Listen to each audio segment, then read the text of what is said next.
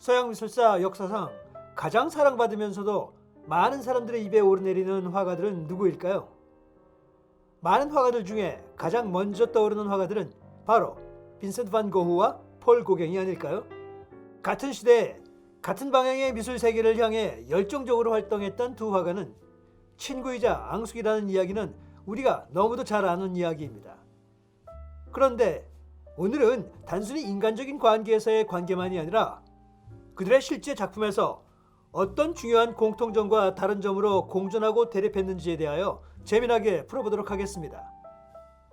이 이야기는 그들이 직접 만나게 되며 생기는 사연부터 시작됩니다. 빈센트 반 고흐와 폴 고갱은 색과 선의 표현 가능성을 실험하여 자신만의 독특한 화풍을 창조해낸 대표적인 인상파 화가들입니다. 19세기 말 파리에서 고흐의 친동생 데오 반 고흐의 주선으로 만난 두 친구는 1888년 가을 약 9주 동안 서로에게 영감을 주는 기간을 갖게 됩니다. 그해 2월 반 고흐는 프랑스 남부의 평화로운 마을 아를로 이사합니다. 그는 화가 집단이 공동체로서 일하고 생활할 수 있는 남쪽의 작업실을 만드는 것을 꿈꿨던 거죠. 이를 위해 그는 친구이자 동료 화가인 고갱을 초대하게 됩니다. 반 고흐는 기대에 부풀어 자신의 노란 집을 예술가의 작업실로 탈바꿈시켰습니다. 그리고 고갱은 1888년 10월 마침내 아르레에 도착합니다. 그들은 서로의 기술을 배우고 나란히 많은 작품을 창작했지만 반 고흐의 완고한 성격과 고갱의 오만함으로 인해 그들의 생활은 어려워집니다. 결국 9주 후 격렬한 논쟁으로 인해 반 고흐는 정신적 쇠약에 빠지고 고갱은 파리로 돌아가고 맙니다. 이렇게 남부의 화실이 불행하게 끝났음에도 불구하고 두 화가는 친구로 남았고 2년 뒤 반 고흐가 죽을 때까지 서로에게 편지를 썼습니다. 이때 수많은 논란의 의혹과 이야기들이 남는데요. 그 부분은 확실한 단서가 나오기 전까지는 다루지 않는 대신 그들이 왜 의견 충돌이 있었는지 살짝 들여다볼까 합니다. 분명히 밝히지만 이번 영상에서는 그들의 성격차, 돈에 대한 문제와 생활 습관 등의 차이는 다루지 않겠습니다. 이들의 큰 논쟁은 1888년 12월 23일에 발생하는데요. 고갱은 상상에서 작업해야 하고 반 고흐는 자연에서 작업해야 한다고 주장하는 회화에 대한 이견 때문에 격렬한 토론 이후 상황이 악화되었던 것입니다. 결국 이 싸움은 무엇보다도 예술적인 성향에 대한 논쟁 때문이었던 것이죠. 예를 든다면 고갱은 고흐의 작업에 대한 열정을 존중하면서도 고흐의 작품에 대해서는 다소 비판적이었다고 합니다. 고갱에 따르면 반 고흐가 자신의 그림에 열광적인 열정과 노동 윤리를 가지고 접근했음에도 불구하고 고갱은 고흐의 그림을 불완전하고 단조로운 조화 중 가장 온화한 것으로 여겼습니다. 고흐로부터 마스터라고 추앙받던 고갱은 고흐에게 기억과 상상을 통해 더 많은 그림을 그려야 한다고 조언을 주었고 고흐는 이것을 시도했지만 그에게 그다지 적합하지 않았습니다. 고흐는 자신의 표현력에 따라 앞에 있는 장면의 색상과 비율을 그만의 감각으로 변경했지만 그에게는 앞에 실제의 피사체가 꼭 필요했습니다. 고갱과는 다른 접근이었죠. 미국 국립미술관 내셔널 갤러리 오브 아트의 인상주의 연구교육관에 의하면 실제로 이런 고흐와는 달리 고갱은 대부분의 타히티 섬에 대한 그림은 그가 프랑스로 돌아와서 그의 경험과 기억을 중심으로 상상해서 그렸다고 합니다. 그렇다면 고흐는 고갱의 그림에 대해서 어떻게 생각했을까요? 반 고흐는 폴 고갱의 그림에 대해 많은 영감과 복잡하지만 그의 작품에 영향을 줄 것이라고 생각했었습니다. 처음에는 서로를 크게 존경했고 그들의 색상과 형태 사용에 영감을 받았습니다. 그러나 그들의 우정은 긴장과 불일치로 가득 차 있었고 나중에 그들의 관계에서 반 고흐는 고갱의 작품에 비판적이 되었습니다. 반 고흐는 동생 테오에게 보낸 편지에서 고갱의 그림이 지나치게 장식적이며 감정이 부족하다고 썼습니다. 그는 또한 고갱이 그림에서 검정색을 너무 지배적이라고 느끼며 고갱의 검정색 사용을 비판했습니다. 이렇듯 서로에 대한 독창적 작가로서의 존경심이 있었음에도 불구하고 서로 간의 작품관에 대한 현격하게 다른 그런 부분이 분명히 달라 결국 같이 갈 수 없게 된 것입니다. 하지만 먼저 화가로서의 공통적인 점은 무엇이 있을까요? 비록 서로 다른 성격을 갖고 있었지만 두 예술가에게는 다음과 같은 공통점이 있었습니다. 먼저 둘 다 본질적으로 독학한 예술가였습니다. 그리고 두 사람 모두 자연을 찾아 파리의 도시 생활을 떠났습니다.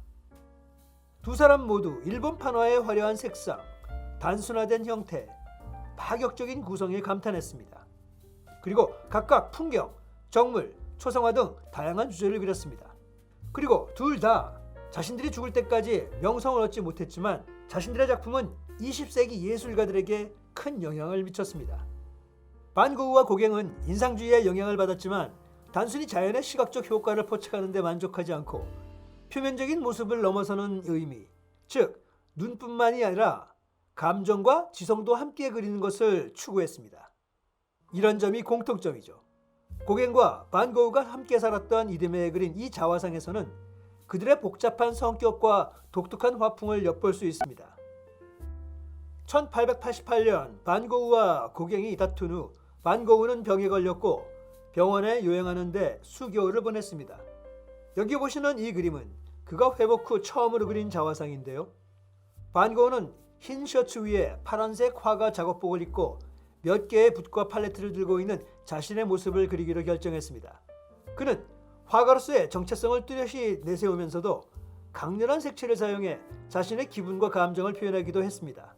그는 수척한 얼굴을 노란색과 녹색 톤으로 칠했고 짙은 보라색, 파란색 배경에 선명한 붉은 오렌지색 머리카락과 수염을 배치했습니다.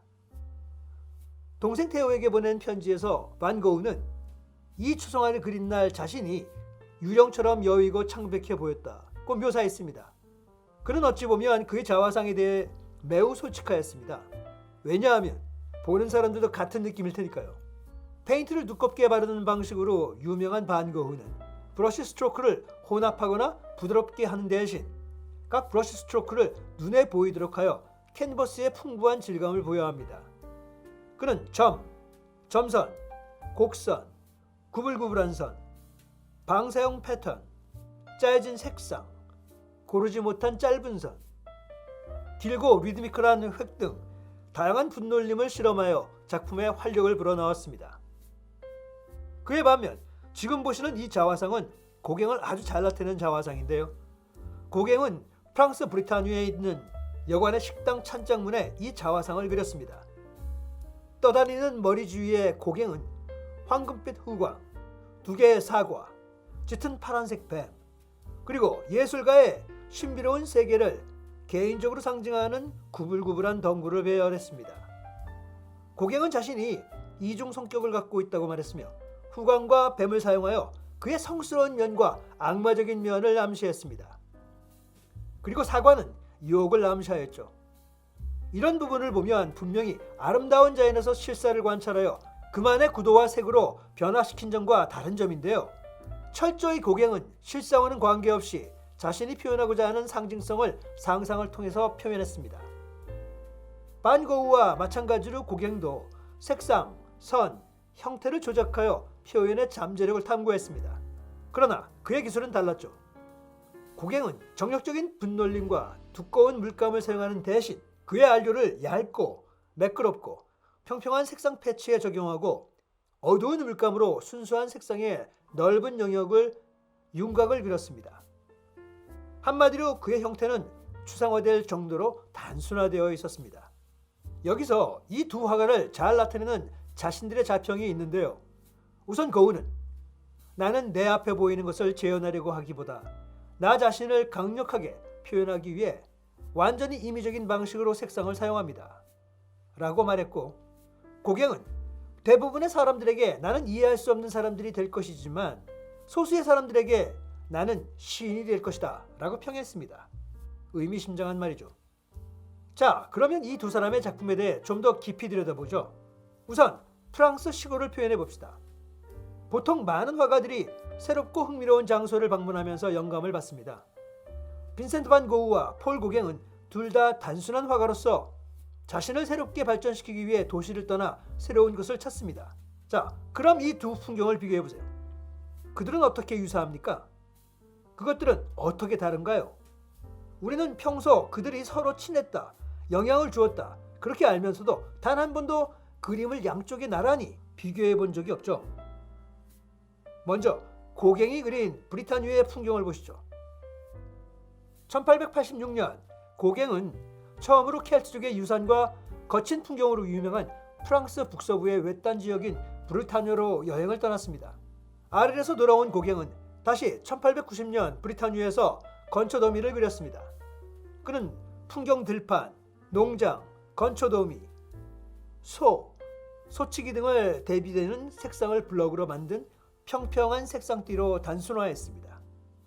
항상 안절부절 못하던 고갱은 결국 브르타뉴조차도 너무 문명화되어 있었다는 것을 알게 되었습니다. 그래서 그는 1891년 태평양의 섬인 타히티로 떠나기로 결심했습니다. 그리고 그는 잠시 프랑스로 돌아온 것을 제외하고는 여생을 폴리네시아에서 보내고 삶을 마감합니다. 이와 반면에 1888년 겨울 반 고흐는 프로방스로 알려진 프랑스 남부 지역의 아를로 이사했습니다. 그리고 그곳의 눈부신 햇살과 황금빛 밀밭, 활짝 핀 해바라기는 반 고흐가 경험했던 북부의 어두웠던 그 어느 곳과도 달랐습니다. 그는 풍경의 아름다움에 영감을 받았으며 밝은 색상과 강렬한 햇빛을 포착하기 위해 야외에서 그림을 자주 그렸습니다. 여름은 반 고흐가 가장 좋아하는 계절이었고 그는 수학 개의 밀밭과 농장을 묘사한 그림을 많이 그렸습니다.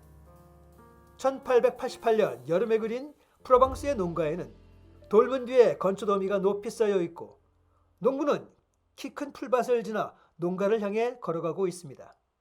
황금빛 들판이 햇빛을 받아 반짝이는 것 같습니다. 반 고흐는 노란색 주황색 건초더미와 옥상이 있는 수평선 위에 푸른 산과 같은 보색을 그려 자신의 그림에 활력을 불어넣었습니다. 푸른 하늘과 분홍색 보라색 구름, 여기서 붉은색과 녹색의 꽃 식물은 남쪽 지방의 강한 태양의 열기를 나타냅니다. 자, 오늘은 여기까지로 인상파의 두 대표 화가의 그림의 차이를 느껴보았는데요. 어떠셨나요? 내용이 마음에 드셨다면 구독과 좋아요 부탁드립니다. 그리고 뒤끝이 있던 고갱의 이 말을 소개하며 영상을 마칩니다. 자연을 너무 가깝게 모방하지 마세요. 예술은 추상화입니다. 자연 속에서 꿈을 꾸면서 자연으로부터 예술을 추론해 보세요.